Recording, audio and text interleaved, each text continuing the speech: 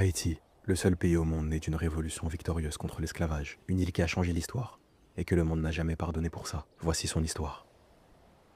Tout commence bien avant les chênes. L'île s'appelle Quisquia, l'île aux montagnes, l'île resplendissante. Les Taïnos y vivent libres, entre montagnes, rivières et forêts. Ils cultivent, ils pêchent, ils adorent le soleil. Mais en 1492, un nom brise ce monde. Christophe Colomb. Avec lui débarquent les croix, les maladies et l'exploitation. En moins de 30 ans, le peuple taïno est presque effacé de la carte. Au XVIIe siècle, la France s'installe sur la partie ouest de l'île. Elle la bâtit Saint-Domingue, et là commence la mécanique coloniale. Sucre, café, indigo, exportés vers l'Europe. Et pour faire tourner cette richesse, des centaines de milliers d'Africains déportés, brisés, utilisés. En 1789, la révolution éclate en France. Liberté, égalité, fraternité. Mais à Saint-Domingue, ces mots ne traversent pas l'océan. Alors les esclaves se soulèvent eux-mêmes. Le 22 août 1791, sous la houlette de Deutsche Boukman, une cérémonie vaudou annonce l'insurrection. Les plantations s'embrasent, les anciens captifs prennent les armes. C'est le début d'une guerre qui durera plus de 10 ans. À leur tête, Toussaint Louverture, ancien esclave devenu stratège. Il vainc les Espagnols, les Anglais, les troupes envoyées par Napoléon. Il organise la colonie, abolit l'esclavage, rédige une constitution. Mais en 1802, Napoléon l'arrête, le fait déporter en France, où il meurt en prison. Son dernier message est celui-ci: en me renversant, vous avez abattu un tronc. Mais les racines sont profondes. Les racines, c'est Jean-Jacques Dessalines. Il reprend le flambeau, mène les dernières batailles. Et le 1er janvier 1804, il proclame l'indépendance d'Haïti. Une première mondiale.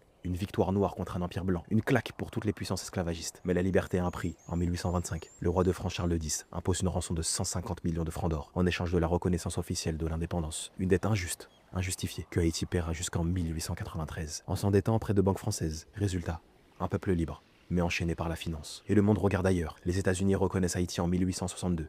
Seulement après l'abolition de l'esclavage chez eux. Entre-temps, le pays vit une instabilité constante. En un siècle, plus de 30 présidents renversés. En 1915, après l'assassinat du président Sam, les marines américaines débarquent. Ils resteront jusqu'en 1935. Haïti devient un protectorat non officiel. L'armée, la police, la banque, tout passe sous contrôle extérieur. En 1957, une autre domination commence. François Duvalier, dit Papa Doc, s'empare du pouvoir, puis son fils Jean-Claude, Baby Doc, lui succède. 29 ans d'autoritarisme, de répression, de pillage, pendant que les puissances ferment les yeux. En 1990, un espoir.